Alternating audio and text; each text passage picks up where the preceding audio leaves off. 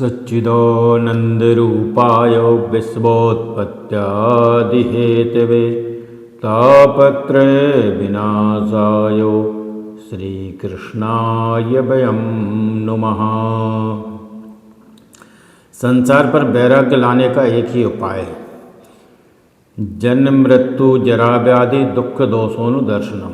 इस जगत में सुखी होने के दो ही मार्ग हैं, एक ज्ञान मार्ग और दूसरा भक्ति मार्ग। ज्ञान मार्ग कहता है कि सब कुछ छोड़कर परमात्मा के पीछे पड़ो। बिना वैराग्य के ज्ञान नहीं मिलता।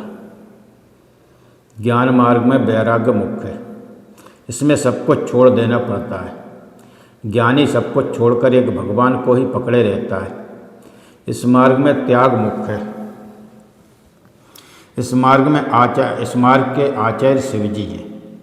सर्वस्व का त्याग करना बड़ा कठिन है। सर्वस्व का त्याग करना बड़ा कठिन काम है। भक्ति मार्ग कहता है कि सर्वस्व का त्याग कठिन है। इसकी अपेक्षा तो बेहतर है कि सभी कुछ में ईश्वर है ऐसा मानकर सभी के विवेक पूर्वक प्रेम करो। इस मार्ग में भागवत स्वभाव रखकर समर्पण करना है। प्रेम करना ही है तो सबसे प्रेम करो। किसी से भी प्रेम नहीं करना हो तो कोई बात नहीं है, किंतु अपने शरीर से तो प्रेम करो ही नहीं। एक परमात्मा से प्रेम करो, सभी से प्रेम करो अथवा सभी का त्याग करो। और यदि तुम सभी का त्याग नहीं कर सकते हो तो सभी में ईश्वर भाव रखकर सभी से प्रेम करो। सभी में से ममता का त्याग करो अथवा सब कुछ ईश्वर को समर्पित करके सभी कर्म फलों का त्याग करो। सभी के प्रति ममता मेरापन होना ही समर्पण मार्ग है। अमुक के प्रति ही ममता होना स्वार्थ मार्ग है। आज तो सभी स्वार्थ मार्गी हैं। तुलसीदास जी कहते हैं, जानहु तब ही जीव जग जागा, जब सब विषय विलास विरागा।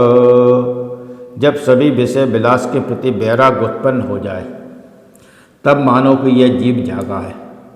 कपिल देव जी कहते हैं, माता जी यह मन अनादिकाल से संसार में भटकता आया है। सत्संग से मन सुधरता है, वासना का त्याग करने से मन सुधरता है। विवेक को पुरुष संग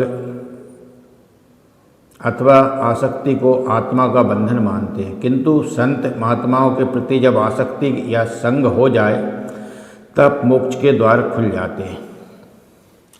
अतः सत्संग करो। देवभूति ने कहा, आप सत्संग करने की आज्ञा देते हैं, किंतु मुझे तो संसार में कहीं भी कोई संत दिखाई नहीं पड़ता है। कपिल भगवान ने कहा, माता संत को ढूंढने तुम कहाँ जाओगी? तुम ही संत बनोगी, तुम्हें संत मिलेंगे। एकनाथ, तुकाराम, नरसिंह आदि गृहस्थाश्रमी थे। वे घर में रहकर ही संत बने थे। संतों के लक्षण जीवन में उतारोगे तो संत बन सकोगे। बिना सत्संग के सुख नहीं मिलता। स्वयं संत बने, बिना सच्चा संत नहीं मिलेगा। जैसी दृष्टि वैसी सृष्टि। क्रोध के कारण हनुमान जी को श्वेत फूल भी लाल दिखाई दिए थे। क्रोधावेश से लाल आंखें होने के कारण हनुमान जी को फूल लाल देखे थे, अन्यथा फूल तो सफ़ेद ही थे। जिसकी दृष्टि जैसी होगी उसे वैसी ही सृष्टि दिखाई देगी। दुर्योधन को जगत में कोई संत नहीं मिला, उसने सभी को दुर्जन ही पाया। युधिष्ठिर को कोई दुर्जन नहीं मिला, उसने सभी को सज्जन ही पाया।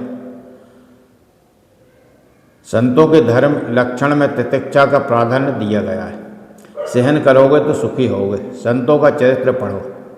संतों को कई दुख सहने पड़ते हैं, किंतु उस दुखों का संतों पर कुछ असर नहीं होता। अतिशय सहन करने से वह संत है। एकनाथ महाराज बैठन में रहते थे। गोदावरी नदी की ओर जाने वाले मार्ग पर एक पठान रहता था। एकनाथ महाराज उसी रास्ते से स्नान करने के लिए जाते थे। वह पठान महाराज को बहुत सताता था, किंतु महाराज सबको सहते हुए एक दिन उस पठान ने सोचा कि यह ब्राह्मण क्रोधित नहीं होता है, तो आज मैं उसे क्रोधित करके ही रहूँगा।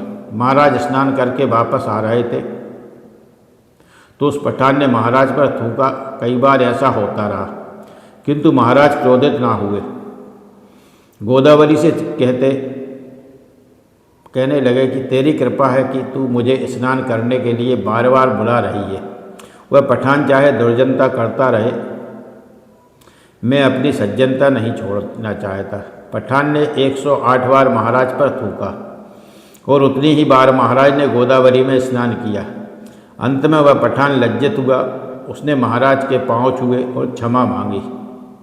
उसने कहा, महाराज आप संत हैं, ईश्वर हैं, मैं आपको पहचान ना सका। महाराज ने उत्तर दिया कि क्षमा का कोई सवाल नहीं है, तुम्हारे कारण तो आज मुझे 108 बार गोदावरी स्नान का पुण्य मिला। शांति उसी की बनी रहती जो आनंद से ईश्वर के साथ संबद्ध रहे। जो ईश्वर से दूर है उसे शांति कहाँ से मिलेगी। कपिल देव जी कहते हैं, माता जो बहुत सहन करता है वही संत बन सकता है। अतिशय विपत्ति में भी जो ईश्वर का अनुग्रह समझे वही महान वैष्णव है। संत पुरुष प्रभु के हितार्थ सर्वस्व का त्याग करते हैं। मत कते त्यक्त कर्माणा त्यक्त स्वजन बांधवा। संत मेरे अर्थात परमात्मा के लिए संपूर्ण कर्म तथा अपने सगे संबंधियों का त्याग करते हैं। संत परमात्मा के लिए संसार के विषयों का बुद्धिपूर्वक त्याग करते हैं। भगवान परीक्षा करके ही अपनाते हैं। मैं भूख से व्याकुल करूँगा, भूखा ही सुलाऊँगा, तन को गला दूंगा और तब उसे मालामाल करूंगा। भगवान ने नरसिंह मेहता की कई बार परीक्षा ली थी, पर हे भगवान, इस कलयुग में आप ऐसी परीक्षा करेंगे तो कोई भी आपकी सेवा नहीं करेगा। भगवान पारायण रहकर भगवान की कथाओं का श्रवण कीर्तन करें।